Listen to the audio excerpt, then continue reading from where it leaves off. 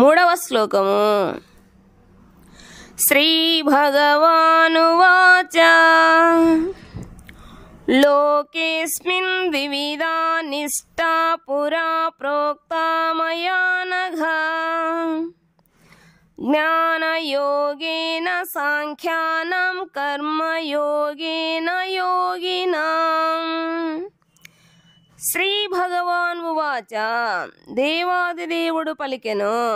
లోకే లోకములో అస్మిన్ ఈ ద్వివిధ రెండు రకములైన నిష్ఠా శ్రద్ధ పురా పూర్వము ప్రోక్త చెప్పబడినది మయా నా చేత అనగా ఓ పాపరహితుడా జ్ఞానయోగేన జ్ఞానయోగ పద్ధతి ద్వారా సాంఖ్యానం సాంఖ్యతత్వవేత్తలకు కర్మయోగేన భక్తి యోగ విధానము ద్వారా యోగినాం యోగులకు భక్తులకు.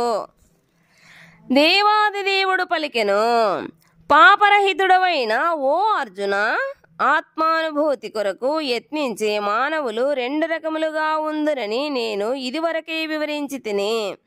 కొందరు దానిని జ్ఞానము తత్వకల్పనల ద్వారా, మరికొందరు భక్తి యోగ ద్వారా అవగాహన చేసుకోగోరుదురు. భాష్యము. 2వ అధ్యాయములోని 39వ శ్లోకములో సాంఖ్యయోగ మరియు కర్మయోగ బుద్ధియోగ అను రెండు రకముల పద్ధతులను భగవానుడు వివరించెను. ఈ శ్లోకములో భగవానుడు అదే విషయమును మరింత స్పష్టముగా వివరిస్తుండెను. ఆత్మ మరియు భౌతిక పదార్థముల విశ్లేషణాత్మక అధ్యయనము సాంఖ్యయోగ మానసిక కల్పనలలోను మరియు ఏదైనా విషయమును ప్రయోగాత్మక జ్ఞానము తాత్విక చింతన ద్వారా గ్రహించుటకు అభిరుచిని కలిగినట్టి మానవులకు సంబంధించినది. ఇక 2వ రకము వారు 2వ అధ్యాయములోని 61వ శ్లోకములో వివరించబడినట్లుగా కృష్ణ చైతన్యముతో కర్మ చేస్తుందురు. 39వ శ్లోకములో బుద్ధియోగా లేక కృష్ణ చైతన్యపు సిద్ధాంతములను అనుసరించి కర్మ చేయుట ద్వారా మానవుడు కర్మబంధముల నుండి విడుగొడునని, పైగా అట్టి కర్మ వలన ఎట్టి దోషములు కలుగవని భగవానుడు వివరించెను. 61వ శ్లోకములో బుద్ధియోగ అనగా భగవంతుని పైననే మరింత వివరముగా చెప్పవలనని శ్రీకృష్ణుని పైననే పూర్తిగా ఆధారపడట చేత ఇంద్రియములన్నింటినీ సులభముగా నియంత్రించవచ్చునని స్పష్టముగా వివరించబడెను. కనుక ధర్మము తత్వశాస్త్రముల వలె ఈ రెండు యోగ విధానములు పరస్పరము ఒకదానిపై మరొకటి ఆధారపడి ఉండును. తత్వము లోపించిన ధర్మము కేవలము మానసిక భావన లేక మూఢ విశ్వాసమవగా, ధర్మము లేనటువంటి తత్వము కేవలము కొన్నిసార్లు మూర్ఖపు పట్టుదల మానసిక కల్పన మాత్రమే అగును. ఎందుకనగా పరతత్వానుభూతి కొరకు శ్రద్ధతో యత్నించువారు కూడా చివరకు కృష్ణ చైతన్య మార్గమునకే వత్తురు. కనుక శ్రీకృష్ణుడే పరమ లక్ష్యము. ఈ విషయము కూడా భగవద్గీతలో చెప్పబడినది. జీవాత్మకు మరియు పరమాత్మకు మధ్య గల యథార్థ సంబంధమును అవగాహన చేసుకొనుటయే అన్నింటిలోకి ముఖ్యాంశమై ఉన్నది. పరోక్ష మార్గమైన తాత్విక మానసిక కల్పనలను చేస్తూ మానవుడు క్రమముగా కృష్ణ చైతన్య స్థితికి చేరుకునే అవకాశము ఉండును. లేదా 2వ మార్గము కృష్ణ చైతన్యములో ప్రత్యక్ష సంబంధమును కలుగచేయును. తాత్విక విధానము ఇంద్రియములను పవిత్రము చేసుకొనుటకై ఆధారపడును.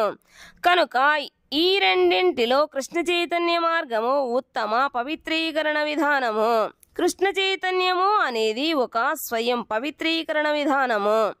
అంతేకాకుండా భక్తియుక్త సేవ అను ప్రత్యక్ష విధానము ఏకకాలములో సులభము మరియు ఉదాత్తమై కూడా ఉండును. 4వ శ్లోకము. నా కర్మణామనారంభం నైష్కర్మ్యం పురుషోష్ణుతే నచ సన్యసనాదేవా సిద్ధిం సమధిగచ్చతి. కర్మణం విద్యుక్త కర్మలు అనారంభాత్ ఆరంభించకపోవుట చేత నైష్కర్మ్యం కర్మఫలము నుండి విముక్తి పురుష మానవుడు నా అశ్నుతే పొందడు. సన్యసనాత్ ఏవా కేవలము సన్యసించుట మాత్రము చేతనే సిద్ధిం జయమును చ కూడా నా సమధి గచ్చతి పొందడు. కేవలము కర్మ చేయకుండుట ద్వారా ఎవ్వరునూ కర్మఫలము నుండి విముక్తిని పొందలేరు.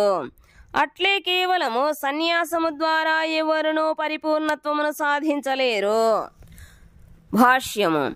భౌతిక జనుల హృదయ పవిత్రీకరణ కొరకై విధించబడిన విద్యుక్త ధర్మములను నియమముగా పాటించు వ్యక్తి పవిత్రుడైనప్పుడే సన్యాసాశ్రమమును స్వీకరించవచ్చును. అట్టి పవిత్రీకరణ లేకుండా హఠాత్తుగా సన్యాసాశ్రమమును స్వీకరించుట ద్వారా మానవునికి విజయము సిద్ధించదు. కేవలము సన్యాసమును స్వీకరించినంతనే లేక కామ్యకర్మల నుండి విరమణ పొందినంతనే మానవుడు నారాయణునితో సమానుడు కాగలడనేది అద్వైతవాదుల ఉద్దేశ్యము. కానీ ఈ సిద్ధాంతమును శ్రీకృష్ణ భగవానుడు ఆమోదించుటలేదు. హృదయ పవిత్రీకరణ లేకుండా సన్యాసమును స్వీకరించినచో అది కేవలము సాంఘిక జీవిత క్రమముకు ఉత్పాతమును మాత్రమే కలిగించును.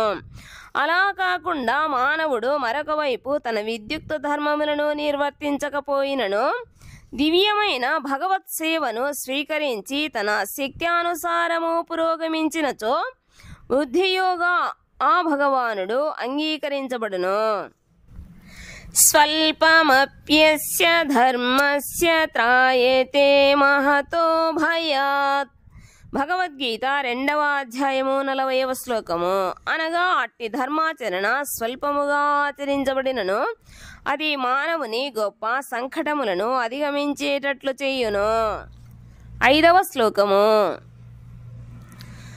నహి కచ్చిత్ క్షణమపి జాతు తిష్టత్య కర్మకృత్ కార్యతే హవసః కర్మ సర్వః ప్రకృతిజైర్గుణైః.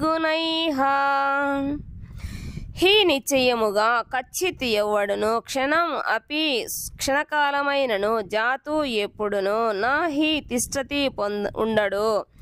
అకర్మకృత్ ఏది చెయ్యకుండా కార్యతే చెయ్యునట్లుగా ప్రేరేపించబడుతుండును. హీ నిశ్చయముగా అవశః తన వశము లేనివాడై కర్మని సర్వః సర్వులు ప్రకృతిజైః భౌతిక ప్రకృతి నుండి పుట్టిన గుణైః గుణములచే. ప్రతి జీవుడు భౌతిక ప్రకృతి గుణముల నుండి పొందిన లక్షణములను అనుసరించి వివసుడై కర్మ చెయ్యుటకు ప్రేరేపింపబడును. కనుక ఏమీ చేయకుండా క్షణకాలము కూడా ఎవరునూ ఉండలేరు. భాష్యము. ఎల్లప్పుడూ క్రియాశీలుడుగా ఉండుట ఆత్మస్వభావమే గాని దేహ లక్షణము కాదు. జీవాత్మ లేనిదే భౌతిక దేహము కొద్దిగా కూడా కదలదు. దేహము కేవలము ఒక చలనము లేని వాహనము వంటిది. అది క్రియాశీలకమైన జీవాత్మచే నడుపబడును. ఈ నిత్య క్రియాశీలమైన ఆత్మ క్షణకాలము కూడా పని చెయ్యకుండా జడత్వమును కలిగి ఉండదు. కనుకనే ఈ ఆత్మను కృష్ణ చైతన్యముతో కూడిన సత్కార్యములలో నెలకొల్పవలెను. లేనిచో మాయాశక్తి చేత నిర్దేశించబడిన కర్మలలో అది నెలకొనగలదు. భౌతిక శక్తి సంపర్కములో ఆత్మ కూడా భౌతిక గుణములను పొందును. అట్టి గుణ సంపర్కముల శుద్ధి కొరకు శాస్త్రములలో విధించబడిన విద్యుక్త ధర్మములలో నెలకొనుట తప్పనిసరి అగును. కానీ ఆత్మ దాని సహజ కర్మ అయిన కృష్ణ చైతన్యములో నెలకొని అది ఎంత చెయ్యగలిగితే అంతగా దానికి శ్రేయస్సుని కలిగించును. శ్రీమద్ భాగవతము 1:5-17 ఇట్లు నిర్ధారిస్తుండెను.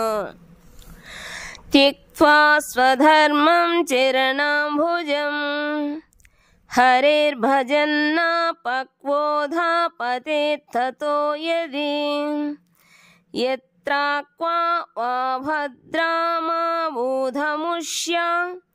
కిం కో వార్ధ ఆప్తో భజతాం స్వధర్మతః. మానవుడు కృష్ణ చైతన్యమును స్వీకరించినచో శాస్త్ర విధితములైన కర్మలను అనుసరించకపోయినను భక్తియుక్త సేవను సక్రమముగా నిర్వర్తించకపోయినను అతడు తన ఉత్తమ స్థితి నుండి పతనము చెందినను ఎట్టి నష్టమును గాని దోషమును గాని పొందడు. అట్లు కాకుండా అతడు శాస్త్రములలో తెలిపిన అన్ని పవిత్రీకరణ పద్ధతులను పాటించినను కృష్ణ చైతన్యవంతుడు కాలేనిచో అతడు ఏ విధమైన లాభమును పొందగలడు. కనుక సన్యాసము లేదా ఏ పవిత్రీకరణ విధానమైనను పరమ లక్ష్యమైన కృష్ణ చైతన్య భావనను పొందుటకు తోడ్పడవలెను. అట్టి కృష్ణ చైతన్యము ప్రాప్తించనిచో సర్వము వ్యర్థమే అగును.